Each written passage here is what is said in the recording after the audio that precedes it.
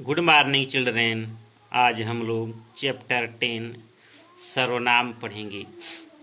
सर्वनाम के भेद में सर्वनाम का दूसरा भेद निश्चयवाचक सर्वनाम। देखिए, निश्चयवाचक सर्वनाम जो सर्वनाम किसी निश्चित वस्तु, व्यक्ति या स्थान की ओर संकेत करे।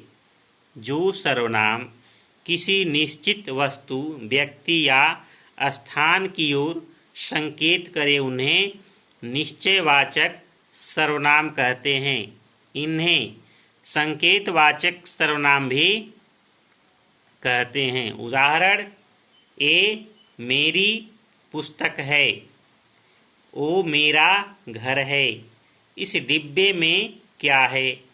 इन वाक्यों में ए, ओ, इस सर्वनाम शब्द एक निश्चित पुस्तक, घर तथा डिब्बे की ओर संकेत कर रहे हैं। ठीक, तो क्या है? निश्चयवाचक सर्वनाम है यह, ओ और इस। आगे देखिए, विशेष: वह शब्द का प्रयोग अन्य पुरुषवाचक और निश्चयवाचक सर्वनाम दोनों में किया जाता है। वह शब्द का प्रयोग अन्य पुरुषवाचक और निश्चयवाचक सर्वनाम दोनों में किया जाता है, किंतु इसके प्रयोग में अंतर होता है। अर्थात वह शब्द जब किसी व्यक्ति के नाम के स्थान पर आए तब पुरुषवाचक सर्वनाम होता है, और जब किसी की ओर संकेत करने के लिए प्रयोग हो तब निश्चयवाचक सर्वनाम होता है। उदाहरण: वह बहुत मेहनती है, ये जो है पुरुषवाचक सर्वनाम है। मेरी घड़ी वह है, यह जो है निश्चयवाचक सर्वनाम है। तीसरा भेद देखिए, अनिश्चयवाचक सर्वनाम: कोई, कुछ, किसी, किन्नी, कहीं। जो सर्वनाम शब्द किसी अनिश्चित वस्तु अथवा व्यक्ति अथवा स्थान के लिए प्रयोग किए जाते हैं। जो सर्वनाम शब्द किसी अनिश्चित वस्तु, व्यक्ति अथवा स्थान के लिए प्रयोग किए जाते हैं उन्हें अनिश्चयवाचक सर्वनाम कहते हैं। उदाहरण: दरवाजे पर कोई खड़ा है, अभी किसी ने मुझे आवाज दी। चाय में कुछ गिर गया है, किन्हीं दो छात्राओं को बुलाओ।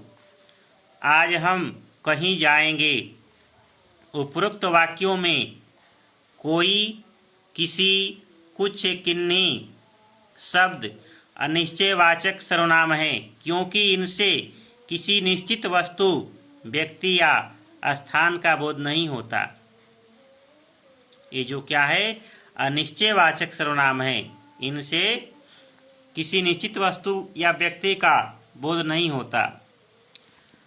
अगला देखिए, चौथा, पुरुषवाचक सर्वनाम: क्या, कौन, कहाँ, किधर, किसे। जिन सर्वनाम शब्दों के द्वारा हम किसी वस्तु, व्यक्ति अथवा स्थान के बारे में प्रश्न करते हैं उन्हें प्रश्नवाचक सर्वनाम कहते हैं।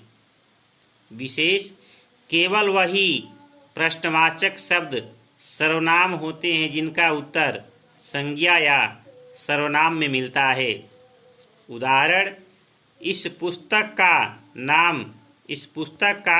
क्या नाम है? तो उत्तर संभावित होगा महाभारत। इस पुस्तक के लेखक कौन है? तो वेद व्यास। यह पुस्तक कहाँ छपी? दिल्ली। इस पुस्तक को आप कहाँ ले जा रहे हैं? घर। इस पुस्तक को आप किसे भेंट करेंगे? मित्र को। ठीक, तो क्या है? प्रश्नवाचक सर्वनाम है।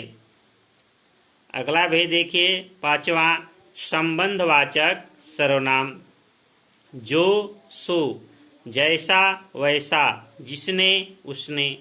जिन सर्वनाम शब्दों का संबंध किसी वस्तु, व्यक्ति या स्थान से ज्ञात हो, जिन्हें सर्वनाम शब्दों का संबंध किसी वस्तु, व्यक्ति या स्थान से ज्ञात हो उसे संबंधवाचक सर्वनाम कहते हैं।